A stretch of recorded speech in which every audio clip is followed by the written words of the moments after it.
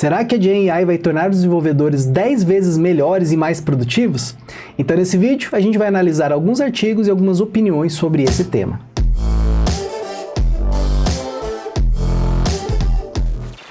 Fala galera, beleza? Nós temos visto aí ao longo desse ano, influencers, líderes de tecnologia, gestores de grandes empresas, falando que a GenAI, ou a inteligência artificial generativa, ela vai tornar os desenvolvedores 10 vezes melhores ou 10 vezes mais produtivos. Então nesse vídeo, a ideia é trazer para vocês aqui um artigo recente, publicado aqui, que traz um apanhado de vários artigos e várias opiniões sobre essa questão.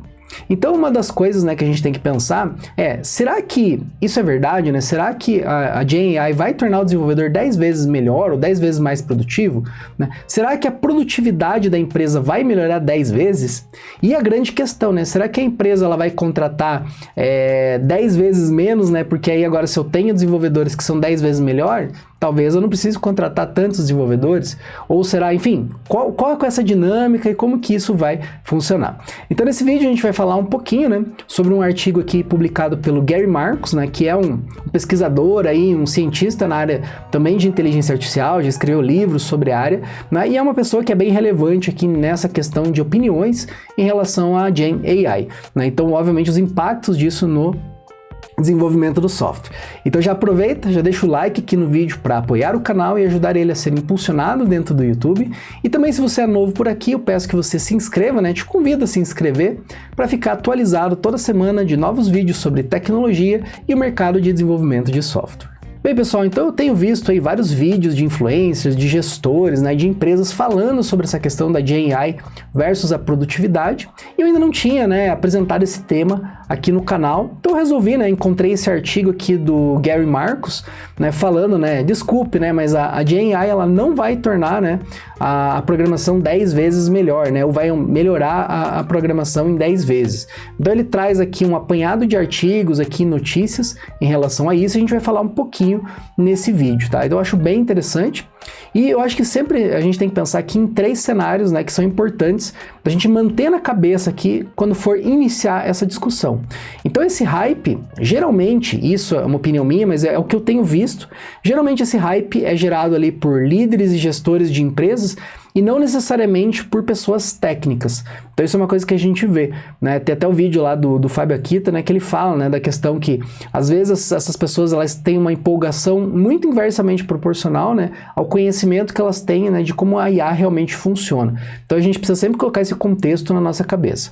E a segunda coisa é, a gente tem que pensar no uso da GenAI por quem está começando na programação, e aí a gente pode colocar ali até chegar no Dev Júnior, talvez, tá? E o segundo cenário é o uso da GenAI por pessoas, que já vão ser mais sêniores ali, já vão estar mais no topo da carreira e obviamente já tem uma bagagem muito grande, já tem uma certa experiência, com tecnologia de um modo geral. Então isso é importante porque, pessoal, existe uma distinção muito clara e é muito fácil de entender a distinção entre esses dois perfis e também em relação a esse terceiro caso, que são as pessoas que estão apoiando o uso da GenAI dentro das empresas. Então vamos dar uma olhada aqui no artigo, que olha, eles passaram aqui 18 meses ouvindo sobre como a IA generativa iria multiplicar a codificação, melhorando ali em 10 vezes, E realmente, pessoal, isso aqui a gente vê direto, Então, por exemplo, aqui, 18 AI tools, para melhorar a produtividade em 10 vezes. Então, aqui, escrita, vídeo, áudio, codificação, produtividade, imagens, etc. E aí a gente vê vários artigos, e várias questões sobre isso, mas, de fato, a gente tem que olhar os estudos e as pesquisas que já estão sendo feitas em relação a isso. A gente teve uma primeira pesquisa, que obviamente ela é um pouco tendenciosa porque foi feito com o GitHub, e aí obviamente o uso do Copilot, que é do GitHub, com uma consultoria da Accenture. E eles mostraram lá que os desenvolvedores conseguiam codificar 55% mais rápido. Mas será que qual a porcentagem de qualidade que foi melhorada ou piorada em relação a isso? Quais as consequências de entrega e de produtividade de fato com esse aumento de 55%? Então a gente sempre tem que olhar esses dois lados da moeda quando a gente está falando desses estudos. Então ele fala aqui no artigo, né, que dados, no entanto, são onde o hype, né, vai para morrer. 2 estudos recentes, né, não mostraram nada como uma melhoria de 10 vezes. Então, o primeiro resultado que ele fala aqui, eu achei que é o mais interessante no momento, tá, que a gente tem. Claro que no futuro vão sair novos estudos, mas esse aqui eu achei bem interessante, porque foi feito um teste, né, com 800 programadores, e ele mostrou pouca melhoria na questão de produtividade e qualidade, mas mostrou muito mais bugs no uso do código.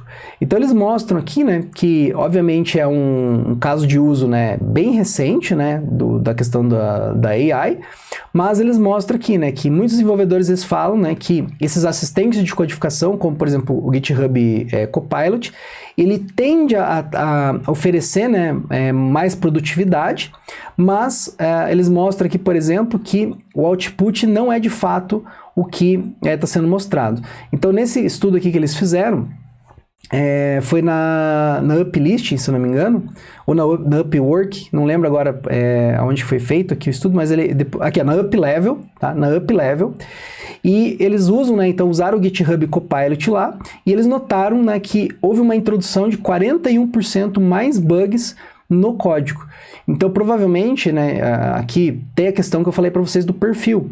Então, talvez sejam desenvolvedores ali que não têm tanta experiência e, obviamente, vão aceitando aquelas soluções que o assistente vai promovendo, né, e não entendem ali direito ou não analisam se aquela é uma solução boa ou não, né, ou se tá trazendo mais qualidade ou não. Então, às vezes, ele pode oferecer uma codificação mais rápida, mas talvez a partir da entrega comece a ficar complicado. Por que isso aqui que eu falei ela é importante? Ó? Porque o estudo ele também mediu, né, a questão do tempo, né, o ciclo, né, de pull request, então o tempo entre cada pull request, e também, obviamente, para fazer o merge, né, no repositório, e também o throughput, né, o throughput de PR, né?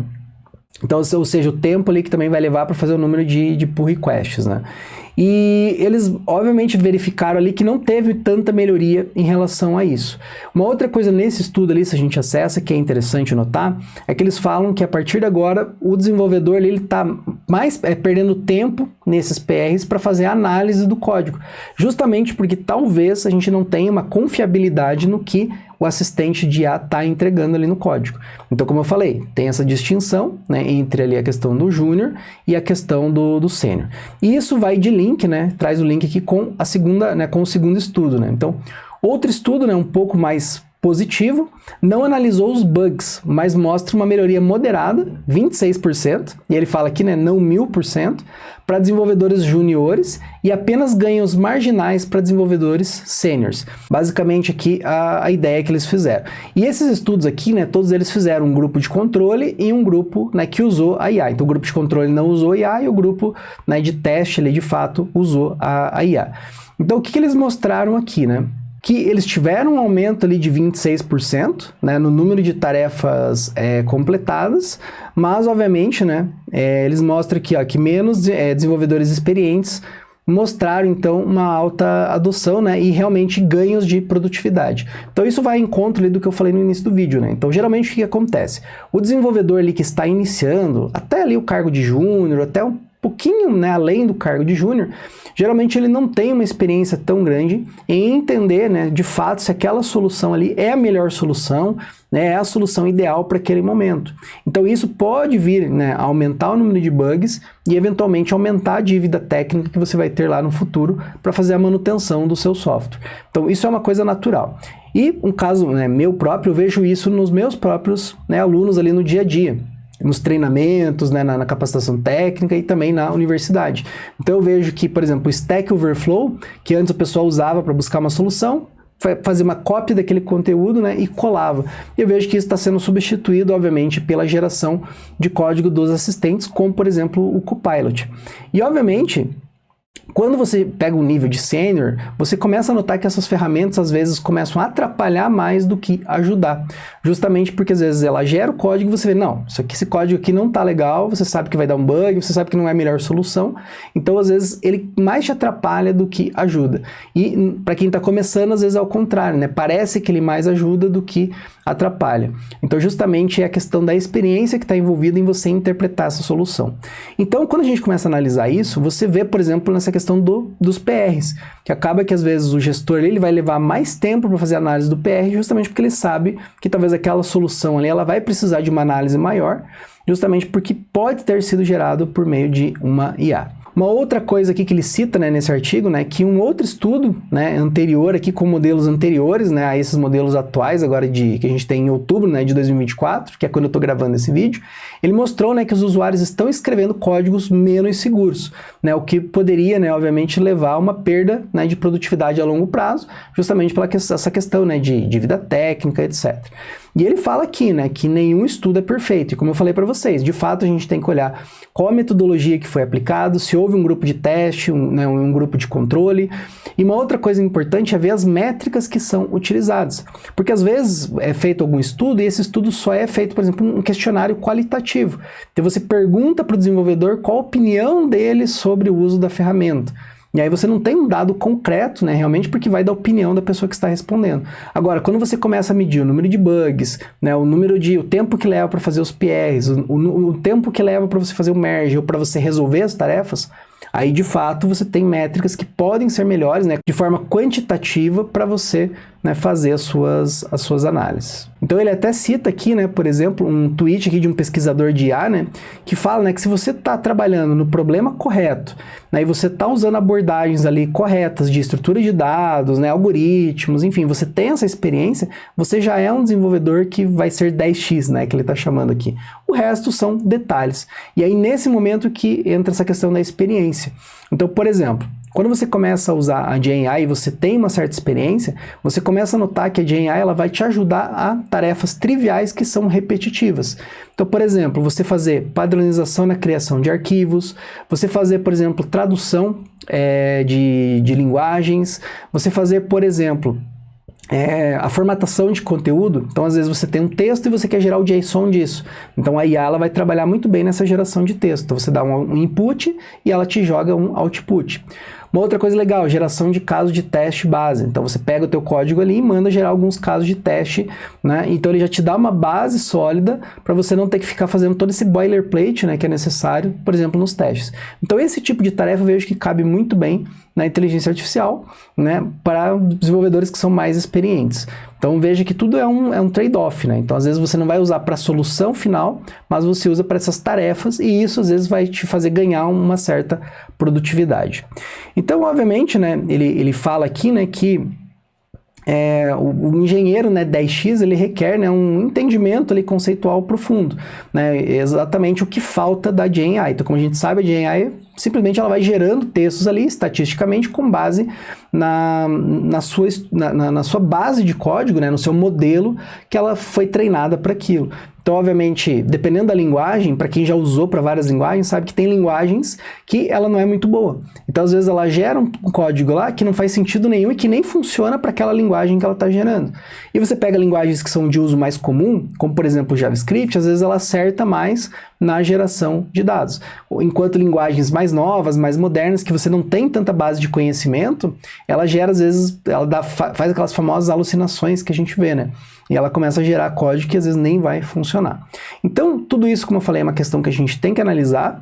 E eu peço, né, que você deixe, então, aqui nos comentários, né, qual a sua opinião sobre isso, se você tem usado os assistentes no seu dia a dia, eles têm sido úteis, não têm? Eu mesmo aqui, pessoal, já desinstalei o Copilot, já instalei de novo, né? Então, eu ainda estou tentando entender quais áreas que isso vai me trazer mais produtividade. Eu já notei que durante o código em si, eu não tenho tanta produtividade, mas para esses casos de automações, de tarefas repetitivas, isso tem sido muito bom, né? Onde você claramente consegue definir o input e o output que você quer. Quando você consegue fazer isso, aí você tem uma assertividade e você acaba ganhando a produtividade. Então deixa aqui nos comentários, né, a sua opinião sobre o uso, né, da GenAI no seu dia a dia.